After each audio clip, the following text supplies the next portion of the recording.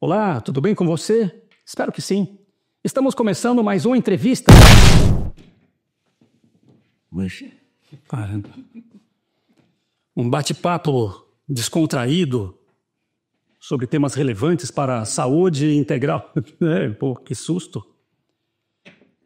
Eu vou iniciar com um convite para você que nos assiste. Inscreva-se neste canal, vai valer a pena. Nós estamos trabalhando duro para trazer para você conhecimento de alto valor, de saúde baseada em ciência. E hoje temos a grata satisfação de compartilhar os microfones com o doutor Renato Lessa. Tudo bem, Renato?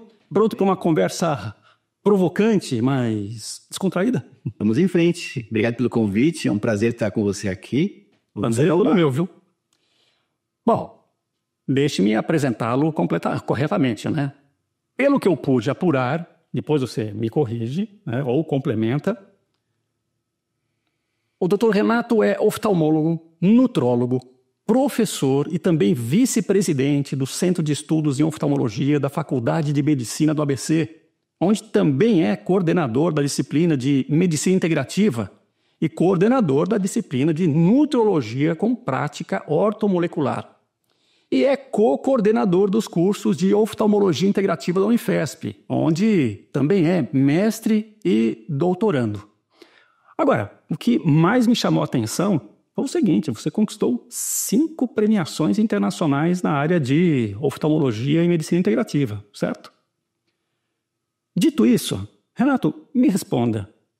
Sobra tempo para a família? Cabe tudo isso no mesmo relógio?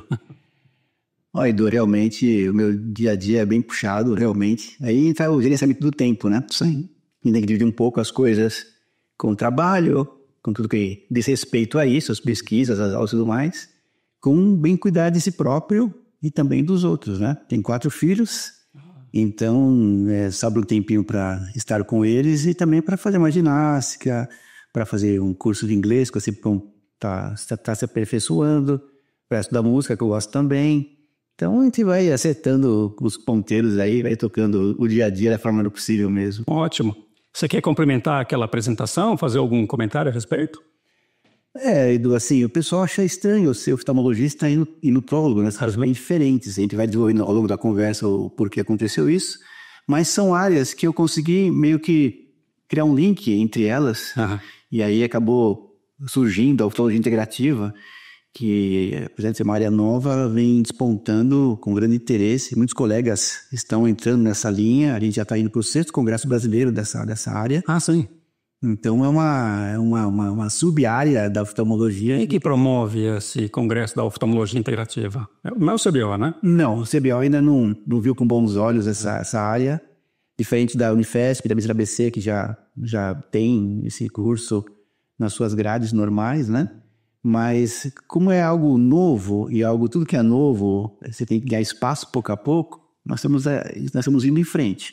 O primeiro foi uma iniciativa nossa, particular mesmo, então pouco a pouco as coisas estão caminhando, ano após ano, ganhando mais adeptos, criando um centro de colegas que têm mais interesse em desenvolver esse assunto, mas no intuito de desenvolver e de levar para outros colegas mais e mais conhecimentos, né? Sim. Porque na oftalmologia integrativa, já tocando esse assunto, Edu, é uma área onde o oftalmologista tem que ter um pouco mais de noção ou de entendimento de todos os processos metabólicos, nutricionais. Então, é uma área um pouco não muito fácil, né, do oftalmologista clássico entrar. Tem que ter muitos conhecimentos para se adquirir, para ir adiante. E por isso que é uma área que pouco a pouco a gente vai desenvolvendo, vai caminhando, tem os cursos lá. É como se fosse uma missão mesmo desenvolver essa área, visto que com o decorrer do desenvolvimento tecnológico, e a oftalmologia foi uma área que desenvolveu muito tecnologicamente, uma das principais. Hoje em dia, o oftalmologista está ficando especialista cada vez em áreas menores do órgão já pequeno, que é o olho, né? Então está na hora de a gente voltar um pouco para trás e entender que o olho faz parte do corpo humano e tudo está relacionado com o corpo humano também se relaciona com os olhos. Então essa foi a ideia básica que a gente desenvolveu. Sim, sim. E o que é que veio antes? A ideia de ser professor ou de ser médico? Como foi essa jornada sua? Obrigado pela pergunta. Olha, eu desde pequeno, eu era míope, eu não sou mais, eu operei, mas eu era míope, e sempre ia no meu oftalmologista, né? Quando eu era criança, eu achava aquilo muito interessante, aquela clínica bonita, para mim era bonita, pensando como eu de consultório, era super simples, mas naquela época era pomposa, né? Aham. E apesar de sempre aumentar o meu grau, eu ficava bem chateado com isso. Eu achava assim interessante o lidar com os olhos, como o doutor lá fazia comigo, o oftalmologista. Então eu já fui para a faculdade pensando ou na oftalmologia, porque eu sempre entendi bem que os olhos são importantíssimos para nós, né? A gente não percebe, mas imagine se ficar sem enxergar. Sim. Sabe, é muito complicado. A gente não para para pensar a respeito disso, mas os olhos são fundamentais para a gente, né? Eu sei a importância deles, sempre me interessou muito. Por acaso, olha só, a minha mãe, ela nasceu com um problema nos 2 olhos, ela não enxergava bem. Sua mãe, a minha avó, teve uma toxoplasmose na gravidez e ela acabou tendo uma complicação. Ela nasceu com uma área central de visão danificada nos 2 olhos.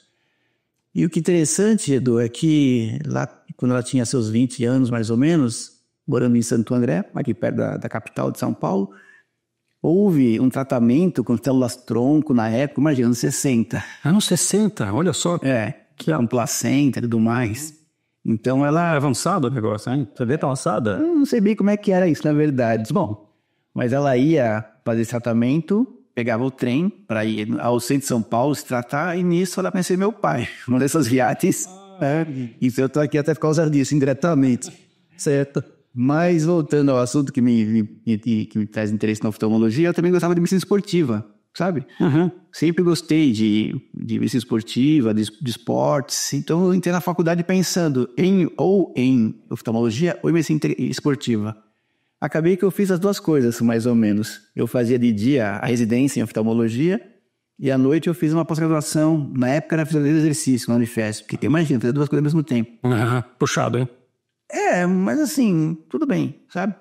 E ao longo do tempo, acabou sendo interessante que ao longo do tempo, eu acabei misturando muitas coisas ao mesmo tempo. E eu sempre gostei muito, Edu, eu tinha esse sonho de ver com os olhos, ser professor, ser médico, ser cientista. Quando eu era pequeno, eu tinha, poxa, é muito bonito ser médico, muito bonito ser professor, muito bonito ser cientista, e meio que agora eu consegui juntar as 3 coisas, né? Sim, eu estava pensando como isso se desenrolaria, né?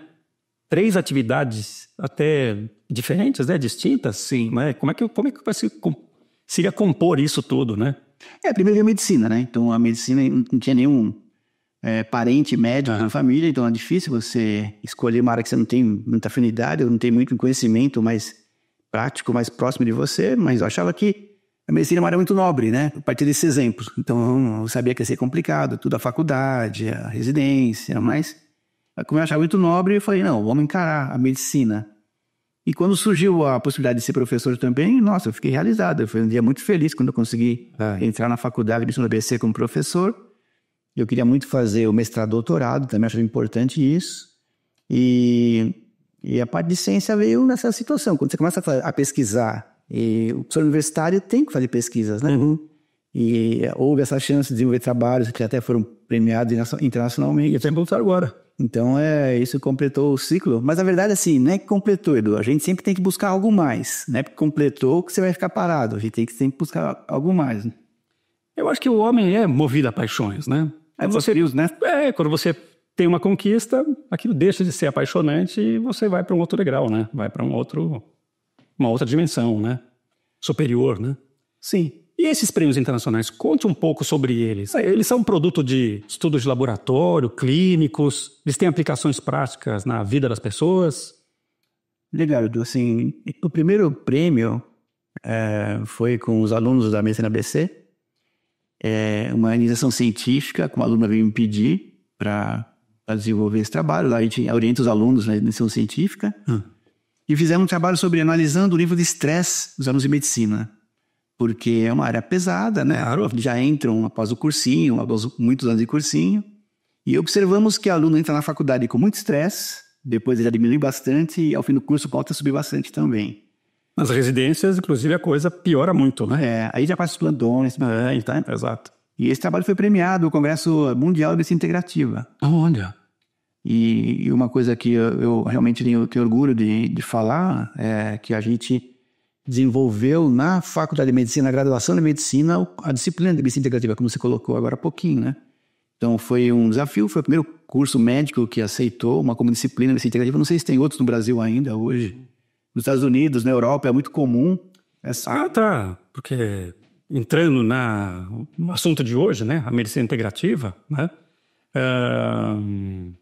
Se ela está muito mais desenvolvida lá no exterior do que aqui no Brasil, ou se elas estão caminhando para e passo. Eu diria que é muito mais desenvolvida fora do Brasil, nos Estados Unidos, na Europa.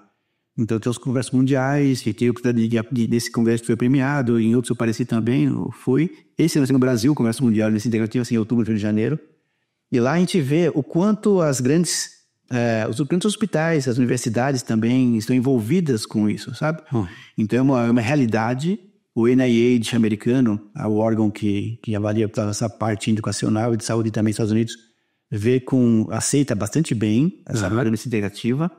E no Brasil está caminhando ainda, né? Temos até colegas que vêm com desdém essa situação, não é incomum isso, não. Nós temos um amigo em comum que está começando a ter um nível de aceitação maior com essa área integrativa, né? Sabe quem eu estou falando, não sei? Então, vou evitar, viu, amigo?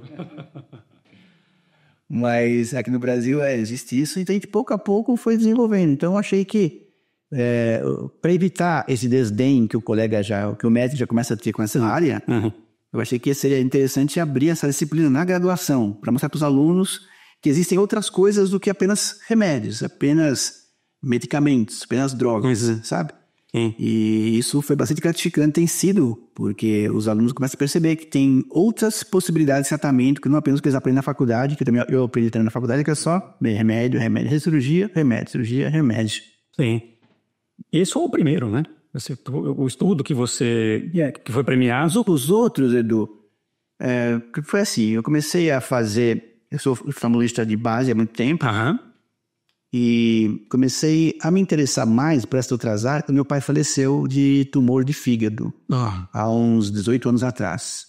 Eu não gostei como a medicina convencional o tratou. Não que estivesse errada, era o que era para ser feito mesmo, eu concordo. Mas não gostei da forma como ele se portou após o tratamento com quimioterapia, sabe? Se fosse hoje, faria uma outra abordagem. Exatamente. Aí comecei a estudar ortomolecular, comecei a estudar nutrologia, comecei a estudar anti-envelhecimento, estudei um pouco de homeopatia, de acupuntura, medicina chinesa, medicina indiana. Eu sou muito curioso, então eu ia atrás desses conhecimentos para entender como é que eles funcionavam. E nas pós que eu fazia, sempre tinha um TCC para desenvolver. E o TCC que eu desenvolvia é ligado à visão, cara, meu campo, né? Então, nutrição e a degeneração macular, envelhecimento dos olhos e por aí vai. E eu comecei a ver que tinha, por exemplo, eu peguei muito a vitamina D. Para mim, para nós nutrólogos, vitamina D, muito tranquilo de lidar com isso. Na oftalmologia, zero de entendimento a respeito. Não, e tem os mitos, né? Acerca delas, né? Que são realmente mais fortes que a realidade. Vocês, né? E aí eu comecei a pensar, poxa, por que não estudar um pouco mais a fundo isso? Porque as ciências básicas já tem um certo ponto, e não entra nos olhos especificamente. A oftalmologia vai ter um certo ponto. Então tem um gap ali entre as duas áreas. E eu comecei a entrar nesse gap. A gente conseguiu demonstrar que existia na lágrima a vitamina D, depois que aliás, uma concentração maior que até no sangue, né? Isso foi o seguinte trabalho que nós fizemos, um nível bem maior. Aí esse trabalho foi premiado também e a gente continuou desenvolvendo. Mas esses outros 4 trabalhos... Que eu li o seu trabalho. Esses 4 trabalhos, fora o primeiro que foi premiado, foram todos na área de oftalmologia integrativa. E seria trazer de outras áreas conhecimentos e ferramentas e terapêuticas para a oftalmologia. E por que eu acho importante fazer isso, Edu? Porque para você ganhar respeito na área, você tem que ter algo assim que outros colegas de outras instituições importantes, esses 4 congressos últimos foi no Congresso da ARVO, que é um congresso mais importante sobre ciência e oftalmologia. No mundo, né? Exatamente. Então isso vai nos dando sustentação que estamos numa área séria, numa área importante, numa área que merece respeito. Então foi por isso que eu acabei indo por esse caminho. E o que é muito interessante é que a gente consegue trazer para a oftalmologia, especificamente nessa área, conhecimentos de outras áreas. E a medicina integrativa não é só, no caso da oftalmologia integrativa, mas assim, você pode usar esses conhecimentos em qualquer área do corpo humano, sabe? Sim. Então, a pediatria integrativa, a neurologia integrativa. No fim, são conceitos que você tem que usar naquela área de especialidade sua. Claro. Essa que é a função. Se você me permitir, eu vou fazer um esclarecimento para quem nos assiste, exatamente o que é a medicina integrativa, ok? Por conceito, é uma abordagem de cuidados com a saúde que busca integrar práticas médicas convencionais com terapias complementares e alternativas. Ela tem como objetivo tratar o paciente como um todo, considerando vários de seus aspectos, como físico, mental, emocional e até mesmo espiritual, como alguns gostam de dizer, né? E qual é a sua perspectiva, Renato? Qual é o ponto principal nisso tudo da medicina integrativa? Olha, Edu, eu vejo na prática, né? Primeiro que os pacientes gostam muito dessa abordagem mais integrada, sabe? Uhum. Não, tenho certeza que é uma área que está crescendo bastante. O entendimento dos pacientes procurando essas áreas. E os colegas percebendo também que só o que eles fazem naquelas suas áreas específicas talvez não complementem o que eles desejam ter com a medicina. Também eu coordenei por quatro turmas da pós-graduação de medicina integrativa da FAPS, que é uma pessoa importante aqui de São Paulo. Sim. E lá eu notei bem quantos colegas estavam insatisfeitos das várias áreas, estavam insatisfeitos com as suas atividades médicas. Porque só tratar com medicação, só tratar com remédio, só deu uma única linha para você desenvolver o seu trabalho, às vezes não complementa aquele profissional. Alguns não. E nem sempre se chega aos resultados esperados, né? Sim. Então, no fim, a farmacologia é mágica, quer dizer, entre aspas, certo? Mas não é tudo, né? Eu acho que é mais uma ferramenta da medicina integrativa que você tem que abordar. A gente não exclui a medicina convencional. Claro, não. Conquistas humanas em relação a isso foram surpreendentes. Sem dúvida. Antibiótico, vacina, mesmo os fármacos modernos, até aqueles que são mais antigos, né? Como a própria metformina, né? Que é a linha de frente no tratamento de diabetes. Então, é muito importante realmente. Mas fármaco, né, também não é a solução para tudo, né? Exatamente. A gente tem que ampliar um pouco as nossas abordagens.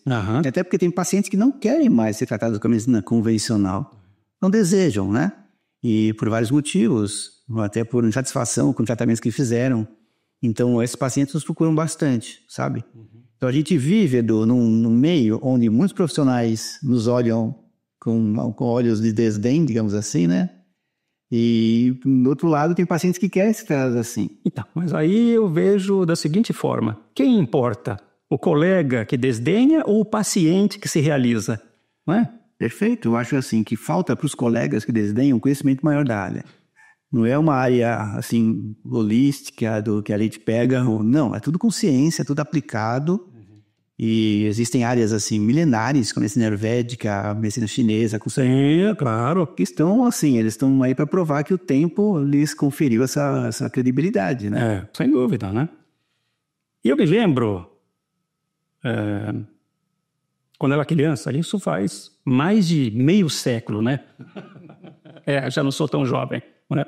Nós tínhamos um médico de família. Ele já era um senhor de cabelos grisalhos, sabe? E ele cuidou da minha avó, depois ele cuidou da minha mãe.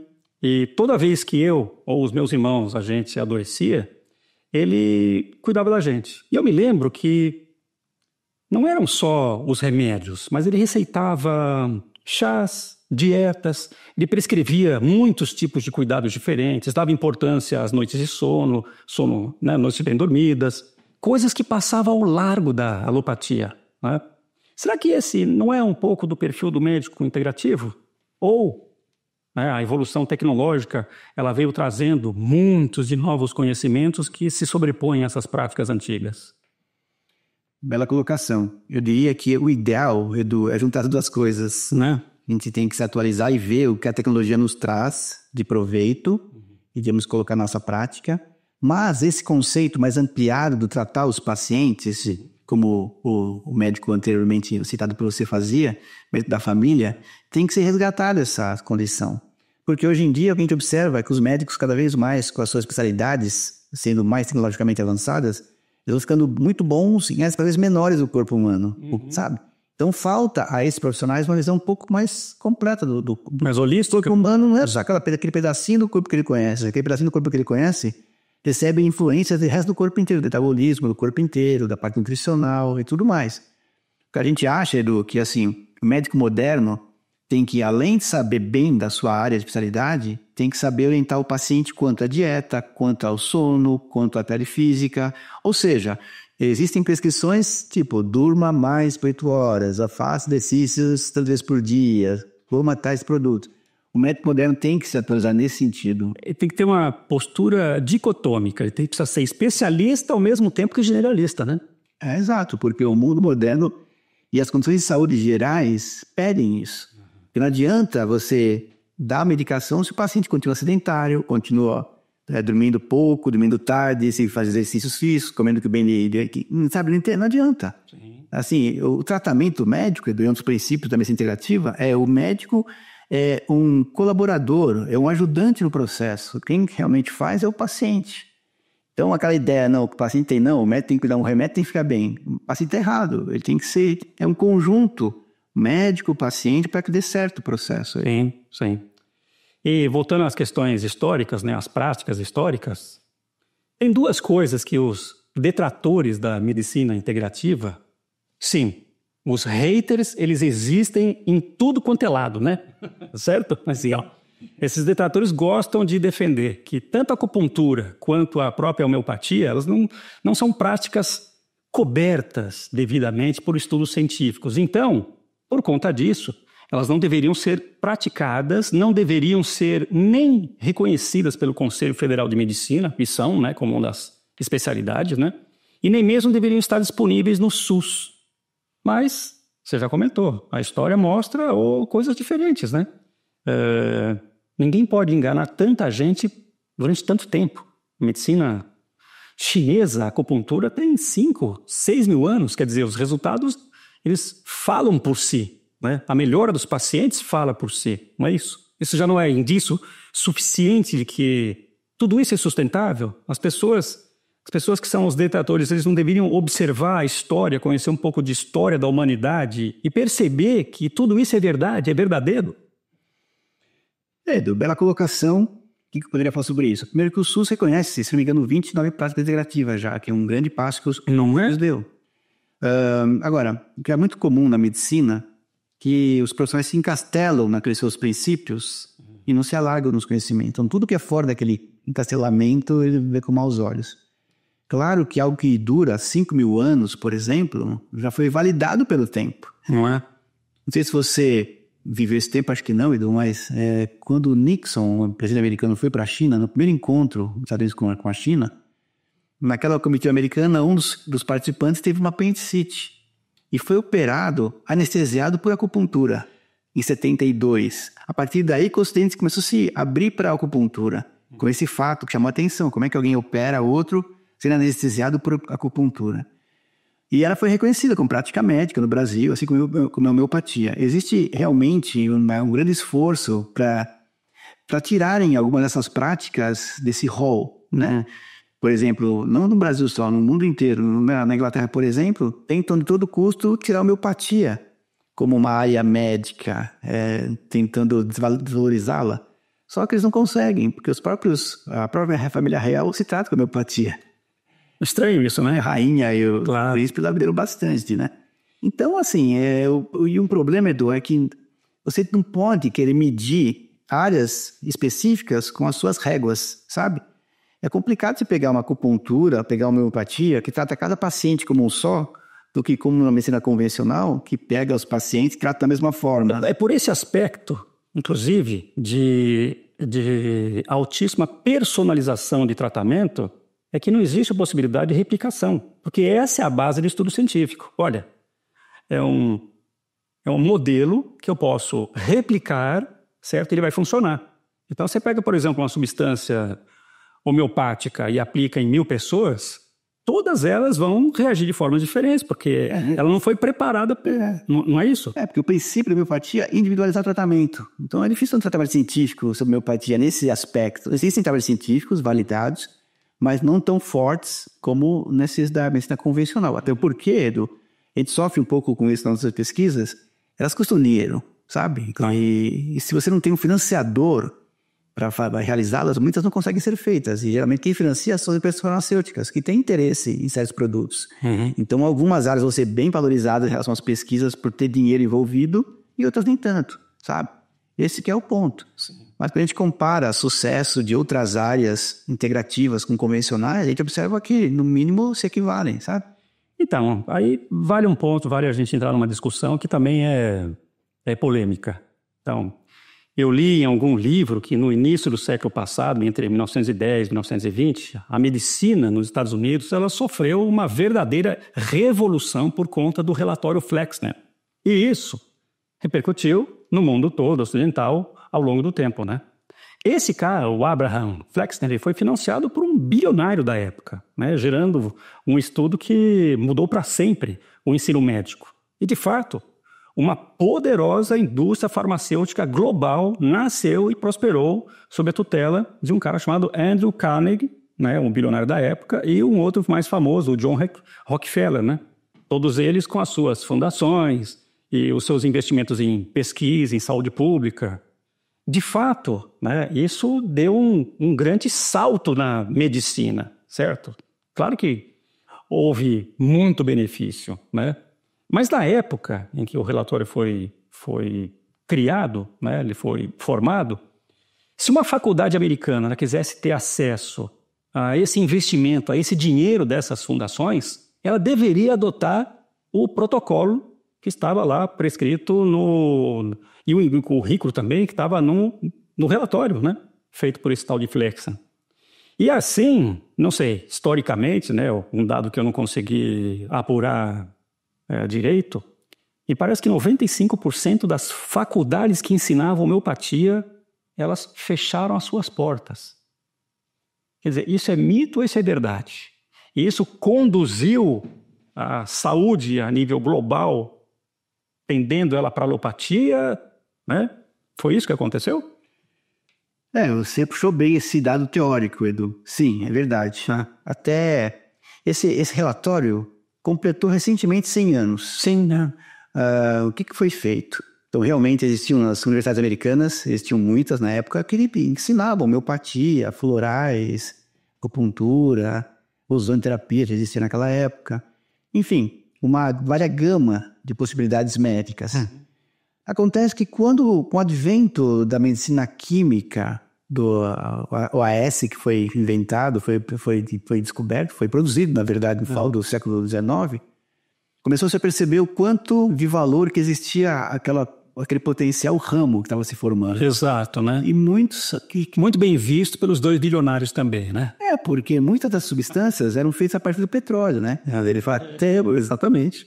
Então, eles contrataram esse profissional, que fez uma avaliação nas universidades americanas, e, a partir do seu relatório, onde apenas as faculdades que obedeciam aos princípios científicos, e aí formou-se a medicina química, todas as outras foram meio que, como você falou, acabaram naufragando. Então, a partir daquele momento, apenas a medicina voltada aos remédios foi feita, foi solidificada, e até hoje vem isso. A gente ainda sofre disso até hoje. Ou seja, na escola de medicina, a gente só aprende a lidar com medicamentos. Não existe outra condição que não essa. Por isso que eu tive interesse em levar para a faculdade de medicina os conceitos da medicina integrativa, para as pessoas verem que existem outras medicinas.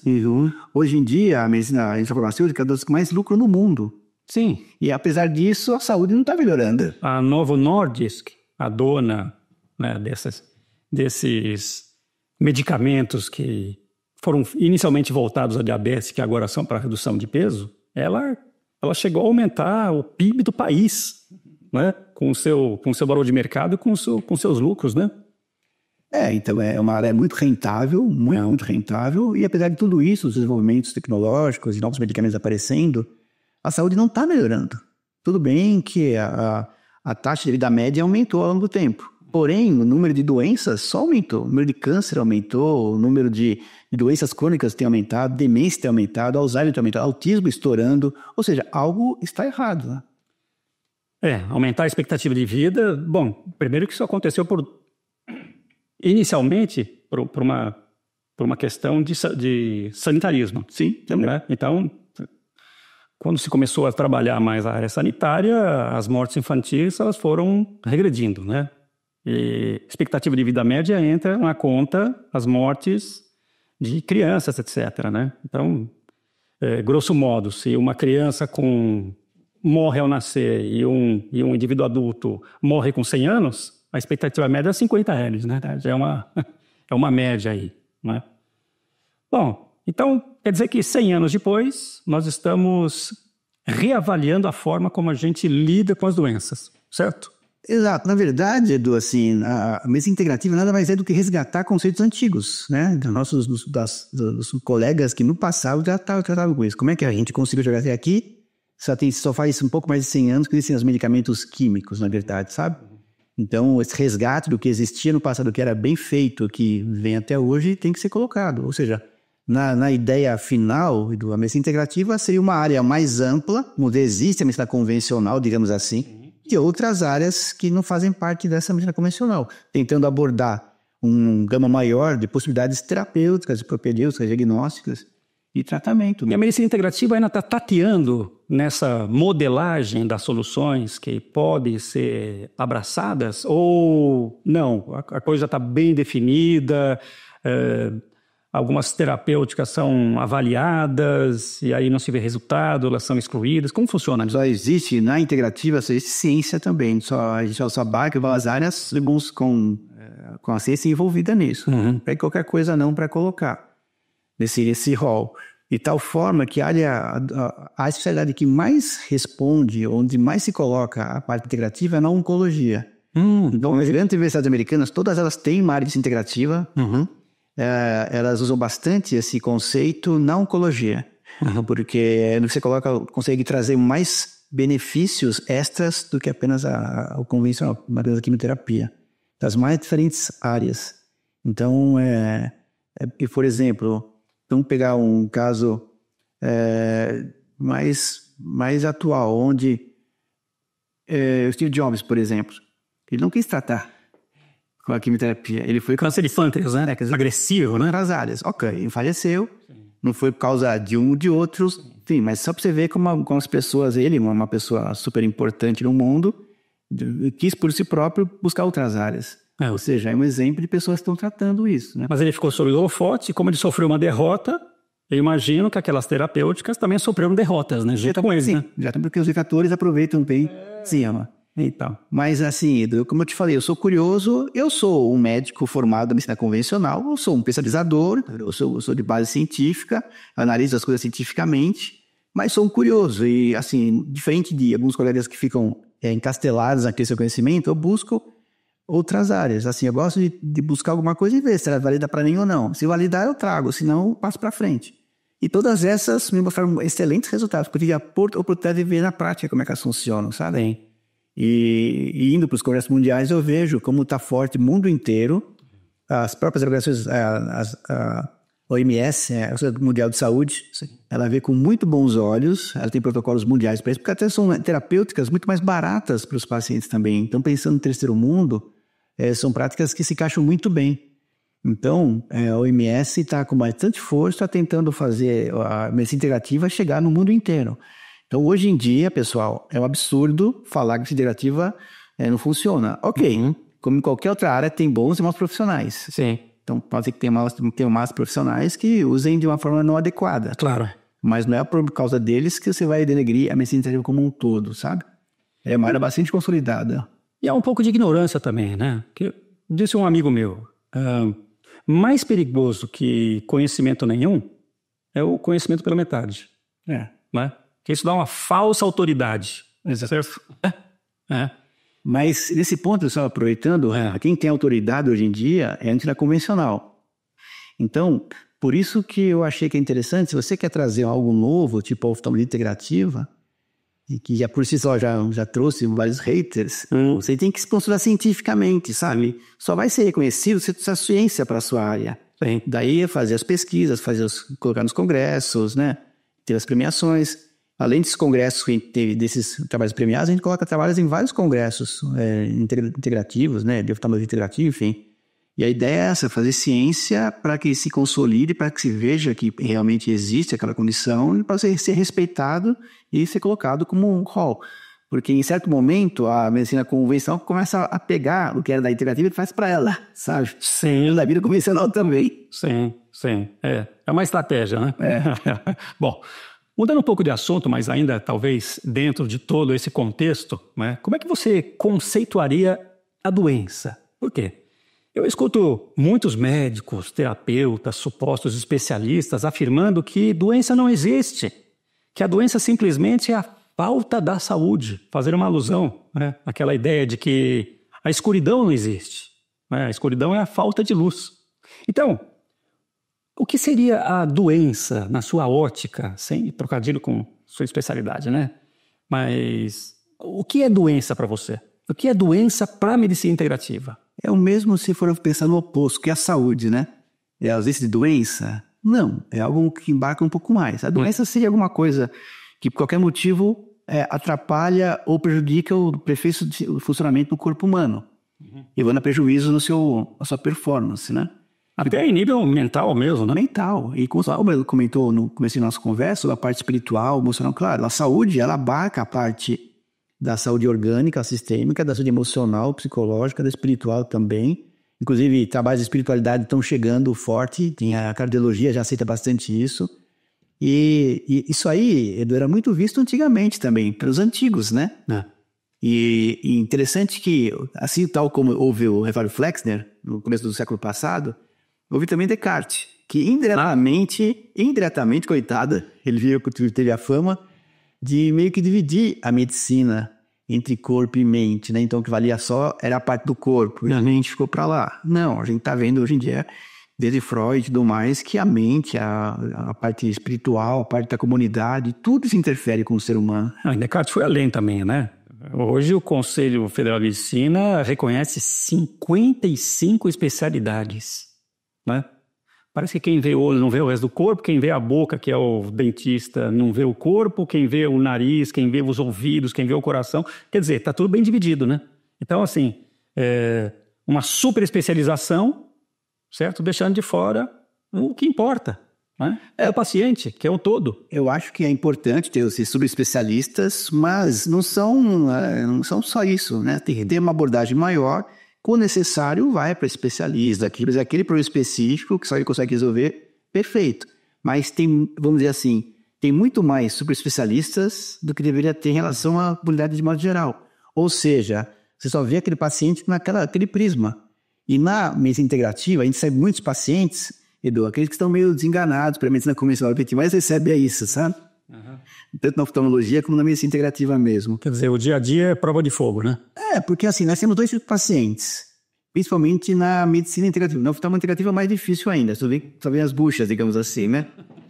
E é interessante porque a gente começa a desenvolver possibilidades de tratamento, já que eles foram meio postos de lado para a medicina convencional, não tem muito o que fazer. A gente recebe esse diagnóstico, eu fui no médico convencional, não tinha muito o que fazer, estou aqui para ver alguma coisa. A gente começa a tentar desenvolver, assim, dentro do nosso conhecimento, coisas diferentes. E evita ir bons resultados em alguns casos. Não é científica, não pode ficar divulgando, mas a científica precisa na prática, assim. Que eventualmente pode até virar científico, uma hora trazendo benefícios para a classe, no tratamento. Agora, na medicina integrativa, tem 2 tipos de pessoas que nos procuram. Aquelas bem encacadas, digamos assim, e que é muito comum, até em câncer mesmo, as pessoas não aguentam mais a quimioterapia, elas aguentam mais fazer isso, doenças crônicas, E tem aqueles, que é o grupo que eu gosto mais de tratar, que são aqueles que procuram a saúde. Na faculdade de medicina, a gente aprende a medicina da doença. O que a gente está tentando trazer para a tona agora é a medicina da saúde. É o ponto que eu queria abordar agora, e logo em seguida, né? Porque há um ditado que diz que a melhor forma de você tratar a doença é você não ficar doente, né? Ou seja, Exato. Mais do que evitá-las, o ponto crucial talvez seja cuidar da saúde, né? Você se considera mais um especialista em doença ou um especialista em saúde? Outra boa pergunta aqui. Eu gosto mais de ser um especialista em saúde. Não é? Pô, eu diria que você não sei se tem mais benefício, né? Não, eu tenho muito mais prazer em vamos supor, você, pessoa saudável, faz esporte e tudo mais, você chega pra mim e fala assim, eu quero que você trate de mim para chegar nos meus 80 anos bem em saúde. Poxa, ótimo, excelente, né? Sim. Eu tenho prazer nesses casos assim. Agora, os pacientes com complicados somente têm possibilidades de terapêuticas diferenciadas que ele pode fazer uso nesses casos, também com resultados cientificamente comprovados também. Então, no fim das contas, quanto mais a medicina convencional abrir a sua mente, abrir os seus olhos, entender que tem muita coisa boa fora daquele seu castelo, vai ser para todo mundo, para o médico e para o paciente especialmente. Tá, que de novo, né? o que importa é o paciente. Claro. O que do paciente? A vida dele, o bem-estar dele. Não é verdade? Não é? E outra coisa também que a gente percebe, Edu, é que as próprias pessoas, hoje em dia, vamos supor, a gente vive em São Paulo aqui, a gente mais pega são pessoas estressadas. Quem não ganha dinheiro, quem não ganha dinheiro, quem não ganha dinheiro, quem não ganha dinheiro. O problema é assim, eu falo com os pacientes, mas você ganhar muito dinheiro, chegar na sua terceira idade e tá sem condições físicas, não fazer nada, é um caco, não. Você vai chegar bem na terceira idade, com condições de saúde adequadas, para você aproveitar o dinheiro que você amealhou. E aí a bendita alopatia dá uma sobrevida a essa pessoa de 15, 20 anos em quê? Em 30 pílulas, 30 cápsulas por dia. Você aumenta os seus lucros. Não é? Então, eu vi no seu currículo que você também é um coach. Que tipo de coach, então, de supervisão, de treinamento que você oferece? Deve estar ligado a estilo de vida, isso, mas... Sim. Tá? Estilo de vida é outra área da medicina, não é da integrativa, mas outra área também que está pegando muito forte. A MEV, Medicina do Estilo de Vida. Né? Que até em Harvard existe essa área, né? Uhum. Eu até fiz esse curso lá também, que preconiza a saúde como principal. E para isso você tem que ter esse livro, onde você tem que fazer as coisas adequadas para se fazer, né?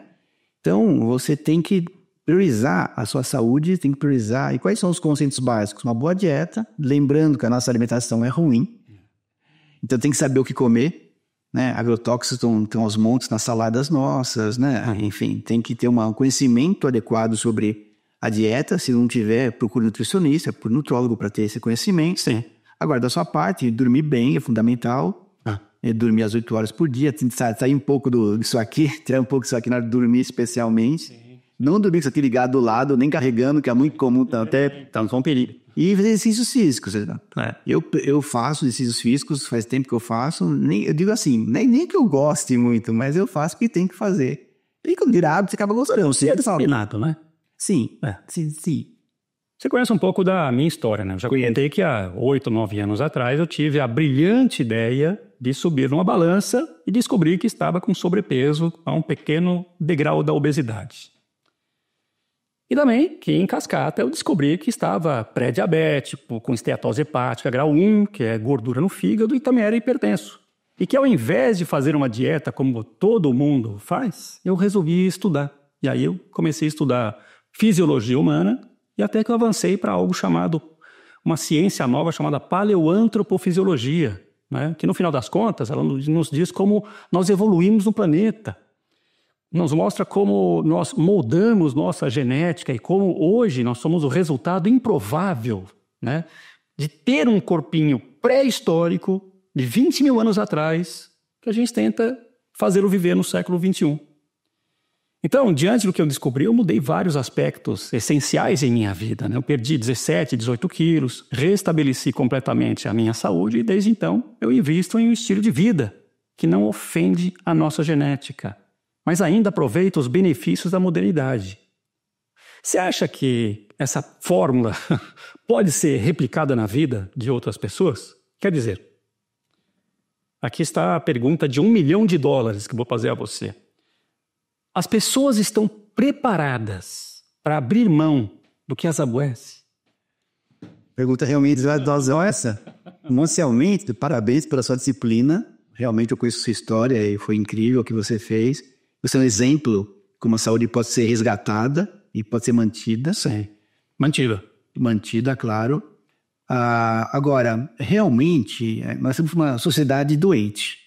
Uma sociedade que adoece as pessoas, né? Com estresse, com trânsito, com a necessidade de ganhar dinheiro e tudo mais. Se você entra numa roda viva, você nem pensa, cara.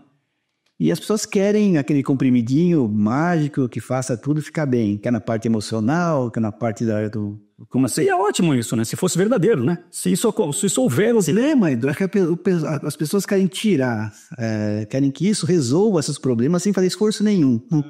Por que o medicamento, como você colocou aqui, que da obesidade, né, as injeções, tem tanto sucesso hoje em dia? Porque as pessoas não querem fazer ginástica, não querem fazer uma dieta, elas querem que o remedinho as emagreça e conseguem com esse medicamento. Mas assim, se vocês esperam ficar bem só com a injeção, não vai, daqui a pouco acaba efeito, ou você não começando a usar muito tempo e vai ter que se moldar, não vai voltar tudo ao que era antes, né? Sim. Ou seja, é fundamental hoje em dia, e boa essa pergunta, que as pessoas, isso que eu acho que a integrativa traz de bem, pegando os tópicos da medicina do estilo de vida, é fundamental, e a gente consegue ver um pouco mais hoje em dia também, que as pessoas tenham, que você mesmo aí em casa tenha a condição de entender que a saúde sua depende muito de você, não de remédios.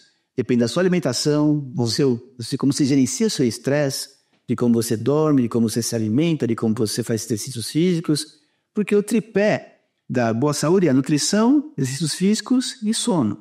Sim. Então, a pessoa, como respondendo a sua pergunta, eu percebo que nem todas estão preparadas. Até me permitir, eu vou colocar mais um tripézinho aí, né, que é fruto dos meus tomar sol. Ah, fundamental, né? Não é fundamental? Então, não. Nós estamos encavernados hoje, né? No primeiro século da era cristã, 95% das atividades humanas eram feitas sob o sol. Né? E hoje, né? E hoje, menos de 15%. Quer dizer, se o sol ele participou da nossa evolução, está em nossa genética, a tal da vitamina D, que não é uma vitamina, na verdade, é um pró-hormônio, não é uma substância fundamental que controla 3% do nosso genoma, ou quase 300 sínteses enzimáticas no corpo. Ela é fundamental. Que vitamina D que a gente produz hoje, se a gente está sempre embaixo de um teto, de uma cobertura? Não é verdade? Com certeza, com certeza. O sol foi endemoniado, né? E nós precisamos da vitamina D via sol. Uhum. Podemos dizer, Edu, que se não fosse o sol, se não fosse a vitamina D, nós não estaríamos aqui hoje. Sabe? Sol é vida. Sol é vida. Apaga o sol e veja se a gente vai ter como cultivar alguma coisa. Se vai haver vida no planeta. Não vai. Nós temos que tomar sol. O protetor solar, ele, de certa forma, atrapalhou bastante esse conceito. Ok, ele melhorou nos casos de câncer de pele, ok, não é isso aí. Porém, aumentou muitos problemas ligados à falta de vitamina D. Agora, olha que interessante. O número de casos de câncer de pele, eles evoluíram quando a gente começou a ter um decréscimo do poder do sistema imunológico, fruto do quê? Da falta de sol. Olha que paradoxo, não é verdade? Não, e é interessante colocar aqui, o principal horário para tomar sol é próximo ao meio-dia, entre 11 horas e 1 da tarde. Tome 15 minutos, por exemplo, mais com áreas do corpo sem protetor solar. Sim. Se quiser colocar um pouco no rosto, ok, mas os braços, as pernas, tomando esse sol 15 por dia, 3 vezes por semana, já é suficiente. Mas nem isso se faz. Tecnicamente, o que significa isso? Por que isso? Porque todo mundo diz que o sol bom é até os 10 da manhã e a partir das 4 da tarde. Você vai passear com seu filhinho até as 10 da manhã. Isso é uma distorção, né, do que é científico. Existem 3 tipos de radiações que chegam no planeta. A UVA, a UVB e a UVC. A UVC, graças ao criador do planeta, fica lá em cima, na estratosfera. A estratosfera, a atmosfera, ela filtra essa radiação que, para você ter uma ideia, hoje é utilizada, né, nos hospitais, nos ambientes em que eles precisam de asepsia, ela é utilizada, porque ela mata qualquer tipo de patógeno, né, é fortíssimo. Então ela para lá em cima. Agora, uma segunda radiação que chega nesse horário, entre 10h30 até umas 2h30 da tarde, é a UVB. Essa é a radiação que promove no nossa pele, né, a produção do colecosterol, da vitamina D. E existe uma terceira, que é muito abundante, né, que ela consegue ultrapassar a atmosfera o dia inteiro. É a UVA. Desde os primeiros raios solares até o último, a radiação A é tão potente que ela atravessa até vidro. E é esta radiação A cancerígena. Então, veja só, a UVB, aquela que nos promove a saúde, ela é disponível das 10, 10h30, 11 horas da manhã até 1h30 da tarde, 2 horas da tarde. Essa é a distorção. Né? E assim não esperem que o sol chegue até vocês através de um vidro, por exemplo. Claro. Não adianta, tem que ser direto. A radiação B que nos favorece, ela fica no vidro, ela não passa. A radiação A, que é a pior delas, né, aquela que está constante, essa atravessa sim as chapas de vidro. Antigamente aquela helioterapia, né? Que era uma terapia pelo sol. Claro. Antigamente. Os solários. O que era um solário? Era uma área destinada às pessoas para tomar sol. Você vê, as clínicas têm um solário, né? É mais algo do passado que a gente resgata agora. Porque, de certa forma, a medicina, mas todo o conceito, todo o status quo que colocou numa situação tem que evitar coisas que são realmente saudáveis no fim das contas, né? Uhum. E a gente tem que resgatar isso. Você falou uma coisa interessante também na questão de avaliar todos os ancestrais nossos lá de trás para agora, ligando para a oftalmologia, que é a minha área base. A miopia. Por que está acontecendo uma pandemia de miopia?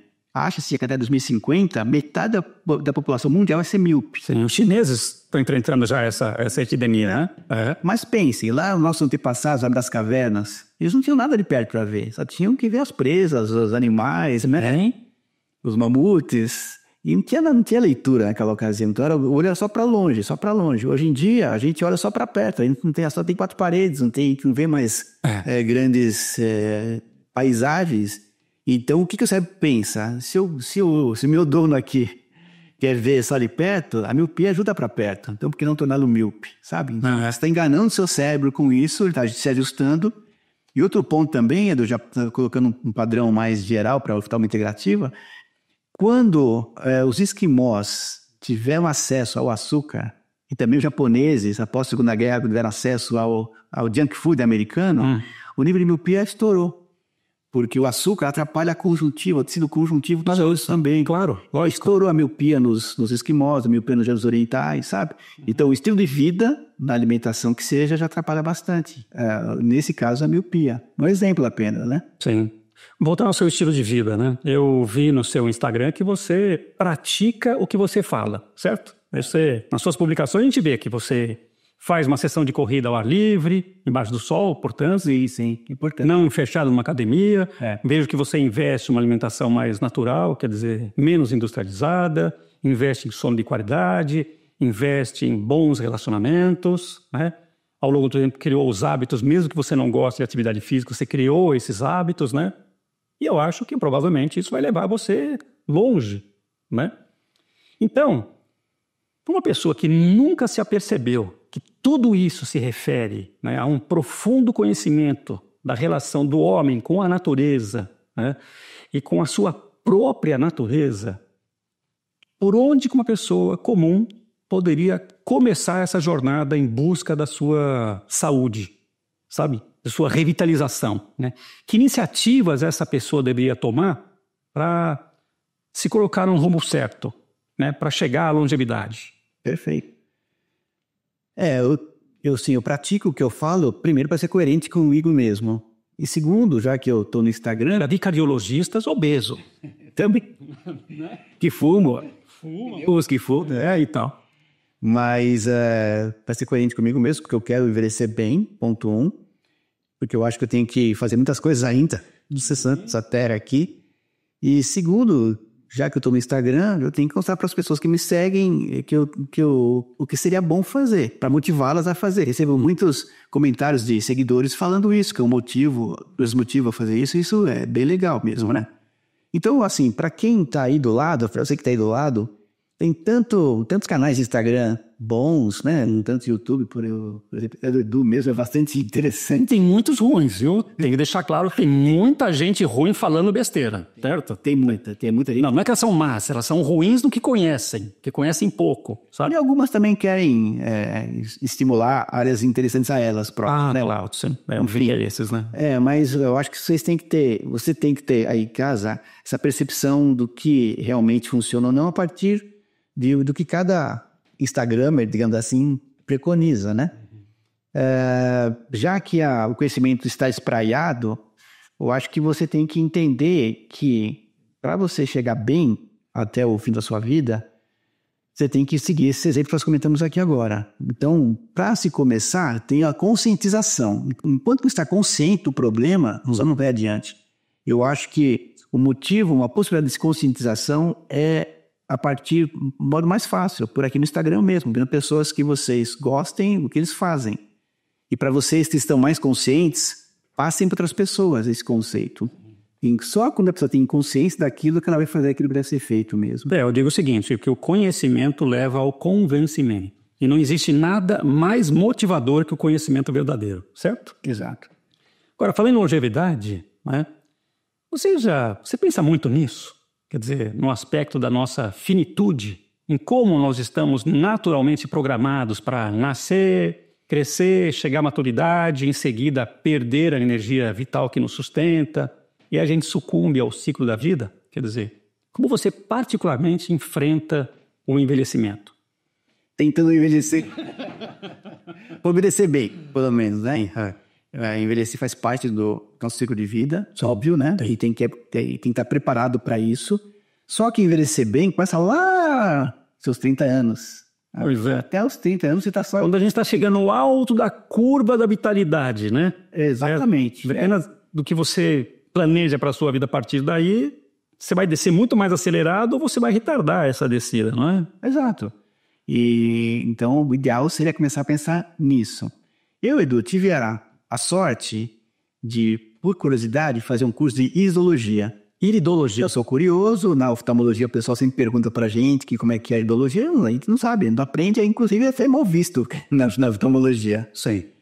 Mas eu fui, como curioso que sou, levei um curso desses, do meu professor Celso Batelo, que até hoje está vivo, e o tema era os aspectos psicológicos pela íris. Eu falei, puxa, no fim de semana inteiro, sexta-feira à noite, sábado e domingo o dia inteiro. Poxa, vamos lá ver esse curso, né? Porque eu vou assim de mente aberta, não vou contra. Eu vou lá de mente aberta. Aí vejo que se achei legal, legal. Se não achei, paciência. O julgamento vem depois, que você sabe, né? Tem gente que pré-julga, né? Faz um pré-julgamento. Olha, não vi, não gostei e não quero para mim. É comum, né? É comum. Exato. Mas esse é um pensamento científico, sabe? O cientista ele tem que estar aberto às possibilidades. E tem muitos cientistas que estão encastelados. Usei muito esse termo hoje aqui, mas estão encastelados no seu conhecimento. Sim. Ok. E ao fim do curso, o professor nos avaliou a todos nós e eu vi que a minha íris estava oxidada em grau muito alto, Edu. Você era um cara estressado? Olha, para ter uma ideia, eu já tinha as crianças, né? E quando eu comecei a trabalhar, tinha 13 empregos no mesmo... Nossa! Eu tinha 13 empregos diferentes no mesmo mês. Ou seja, eu tinha que, ao mesmo tempo que estudar, eu tinha que trabalhar, enfim, era bem pesado mesmo, né? Mas nesse dia caiu minha ficha. Aí eu tive a consciência de que se eu continuasse daquele jeito, né, ele não ia viver muito mais tempo. Naquele momento eu mudei minha vida, sabe? E eu sou muito grato àquele momento, àquele curso, porque de lá pra cá mudou muito o meu estilo de vida. Em paralelo, é a minha balança. Quando eu tive a brilhante ideia de subir na balança, eu falei, tem alguma coisa errada e eu preciso verificar o que é, certo? Por isso que é bom a conscientização. A gente vê no consultório muito também, é muito mais comum em mulheres se cuidarem que homens, óbvio, né? O homem, infelizmente, só vai começar a se cuidar quando tem infarto.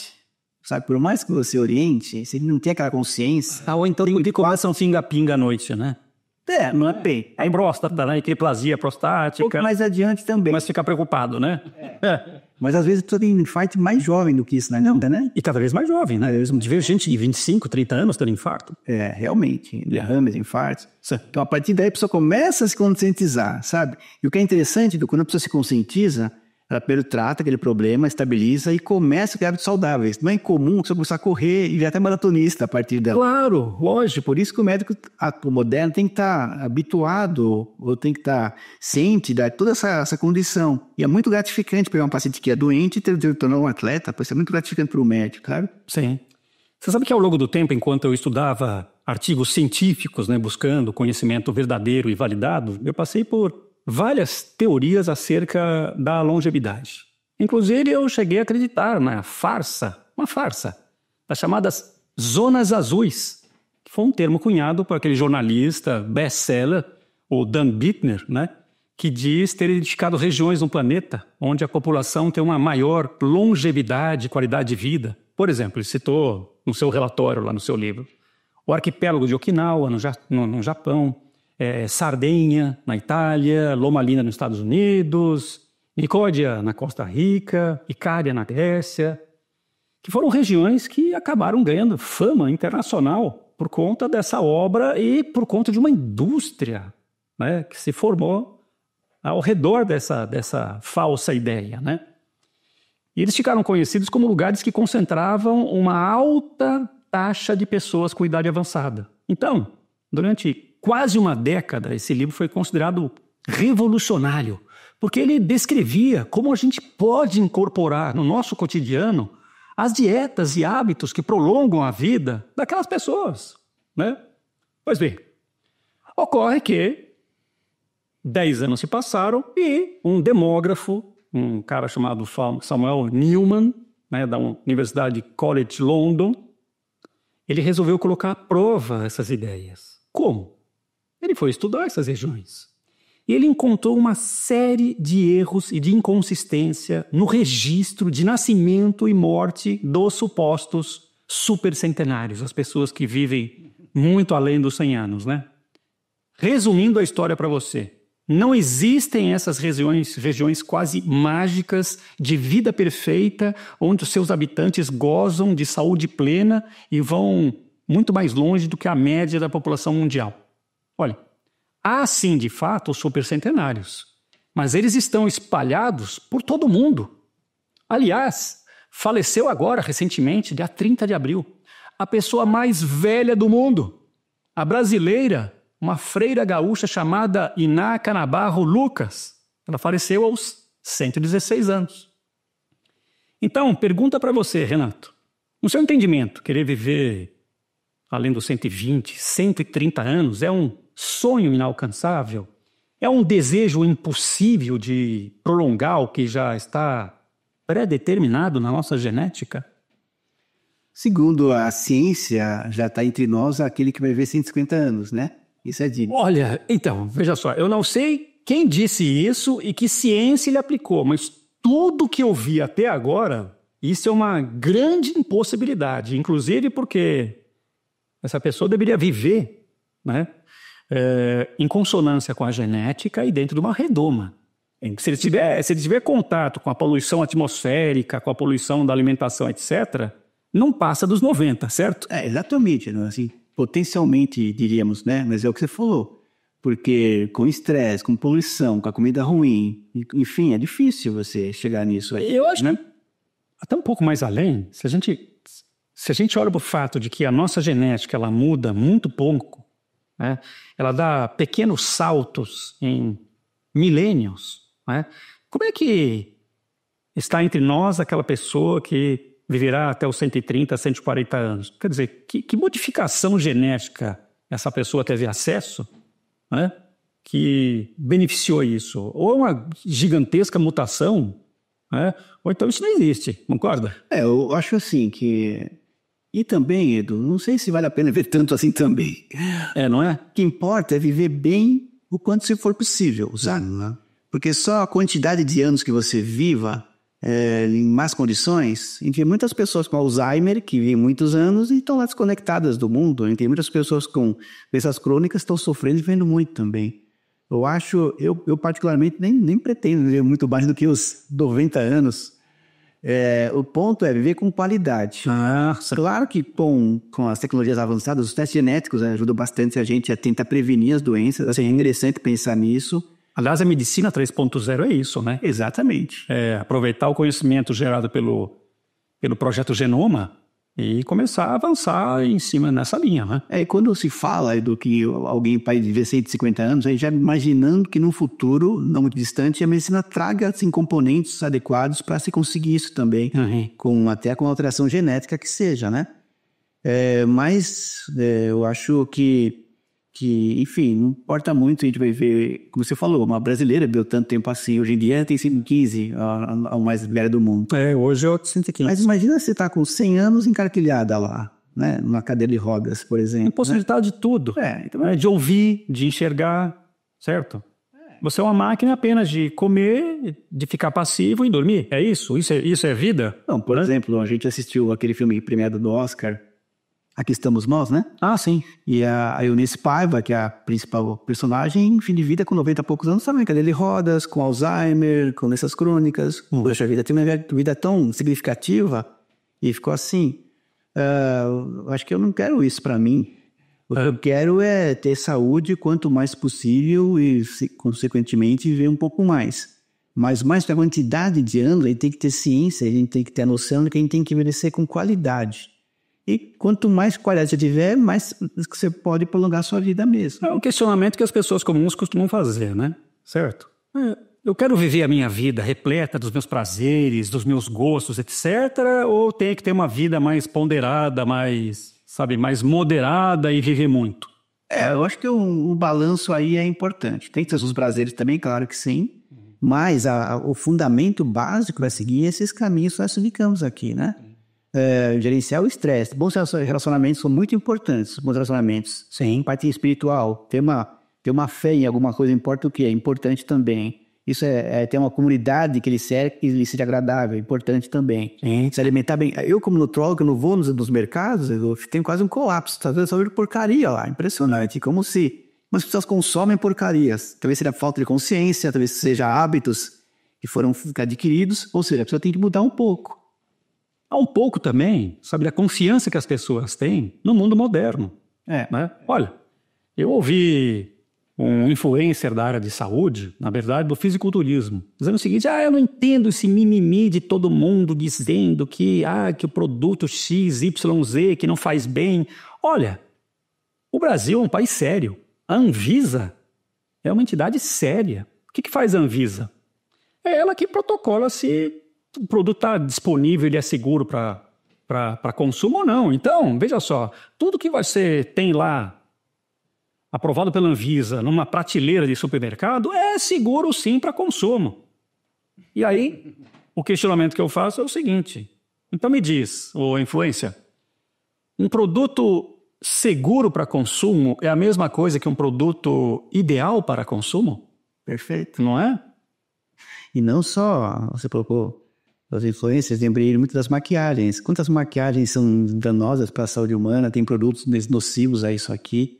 Ou seja, a ideia nós vemos um mundo que é contra nós, um mundo assim, muito agressivo contra a nossa saúde. Por isso que é mais importante você ter consciência de que tem que trabalhar contra isso. Então, você quer envelhecer bem. Então, fazer avaliações periódicas. Você não usa no seu carro, você não vai lá fazer a revisão de 10 mil, de 30 mil. Você tem um carro, cuida muito melhor que o próprio corpo, né? Exatamente. Porque é ruim que só chegam pra gente pessoas já com doenças instaladas. Sim.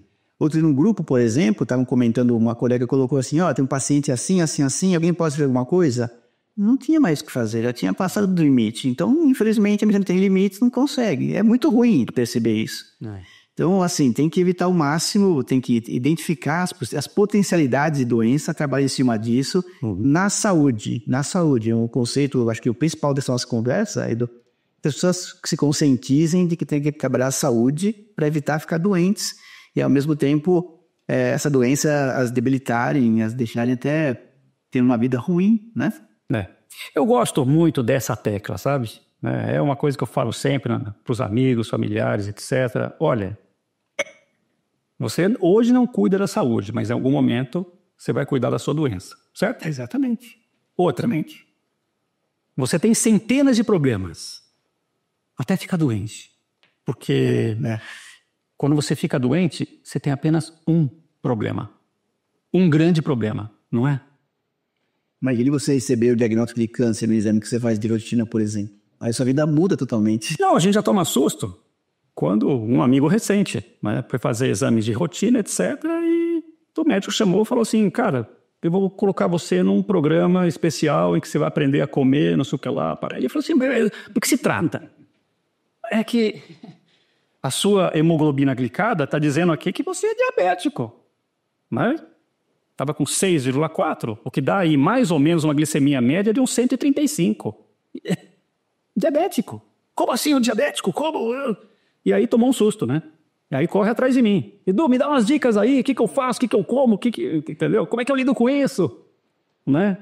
Então, Renato, olhando o reloginho ali, eu acho que a gente está aqui já há um tempinho, né? Eu sei que você tem uma agenda bastante apertada, por isso que nós estamos gravando hoje aqui, num sábado à tarde, depois que ele saiu do consultório, né? Depois que você atendeu seus pacientes aí. Então, antes de te agradecer enfaticamente, a sua vinda para compartilhar os seus conhecimentos, eu queria lhe perguntar o seguinte: como é que as pessoas te acham na internet? Na internet é mais fácil, né? Por Instagram, né? Que é @dr.renatoleca. Sabe, se Renato com cedilha, no caso, Renato Leca, né? Tá, legal. E se alguém ficar interessado em obter uma consulta oftalmológica com você, né? Você tem um telefone de contato? Ou, por exemplo, onde fica a sua clínica? Eu tenho aqui em São Paulo, em Moema, onde eu trabalho mais a parte de odontologia, medicina integrativa e também oftalmologia integrativa, e em São Fernando do Sul, quando eu faço mais a parte de oftalmologia mais básica e um pouco também de odontologia, medicina integrativa. Ok. Mas pelo Instagram eles conseguem verificar os contatos. Ok. Eu vou deixar também aqui embaixo do vídeo todos os dados de contato das redes sociais, quer dizer, os pontos de contato do Renato, né? E você ficou com a gente até agora. Olha, muito obrigado pelo seu tempo, pelo seu interesse. E eu volto a te fazer o convite. Inscreva-se nesse canal, vai valer a pena. E se você gostou dessa conversa, olha, dê um like, né? Isso ajuda bastante ao YouTube a entender que outras pessoas também podem se beneficiar desse conteúdo. E se você quiser também, deixe um comentário aqui embaixo. E olha, pode ser uma pergunta direcionada ao Dr. Renato, ok? Que eu farei ela chegar a ele. Combinado? Renato, muito obrigado por essa agradável e muito instrutiva conversa. Valeu muito a pena, né? Eu estou feliz e completamente satisfeito, né, com esse nosso encontro. E claro, se você achar legal, a gente pode já planejar um segundo encontro para discutir uma miríade, um universo de assuntos que a gente deixou de fora desse primeiro papo, né? Você gostaria de acrescentar algo, de passar uma mensagem, um pensamento final, uma ideia? Primeiro, as pessoas que fizerem perguntas, a gente pode botar aqui e responder as perguntas aqui mesmo. Ah, que legal, cara. Ó, tá vendo? Olha, então, qualquer assunto relacionado à saúde e a bem-estar, Dr. Renato, né? Okay. E eu que agradeço o convite do meu amigo Edu aqui. Ele tem um canal muito legal, há algum tempo já acompanho. Ele é um exemplo de cidadão aqui saudável, por isso que eu tô aqui com bastante prazer, inclusive. Legal. E só agradecer mesmo e deixar a mensagem para vocês, que cuidem bem da saúde de vocês, para vocês verem mais e com qualidade, que é o que mais importa mesmo. E no canal aqui do Edu, ele facilita bastante isso. E eu assino embaixo. Obrigado, Edu. Muito obrigado, viu? Muito bem. Fica aqui para você então, meu amigo, minha amiga, um forte abraço e até o próximo Entrevistas. Pessoal.